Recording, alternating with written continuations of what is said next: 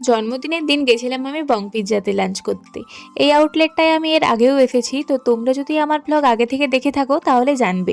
তো এখানে এই বাইরের পরিবেশটা আমাকে এতটাই ভালো লেগেছিল, তো ভাবলাম এখানেই আসা যাক। শুধু খাওয়া দাওয়াই নয়, তো বার্থডের জন্য একটা কেকও আনা হয়েছিল, কিন্তু কে সেলিব্রেশনটা করেছিল সেটা আমি তোমাদের জানাতে পারবো না।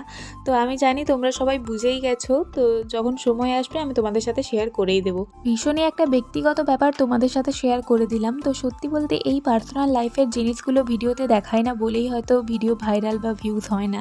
তো তাতে খুব একটা খারাপ আমার কোনো দিনই লাগেনি। তো এইভাবেই আমি ভিডিও বানিয়ে যাব, তো আরও ভালো ভালো কন্টেন্ট দেওয়ার চেষ্টা করব। তো যখন যেটা দেখানোর সময় আসবে আমি অবশ্যই তোমাদের দেখাবো।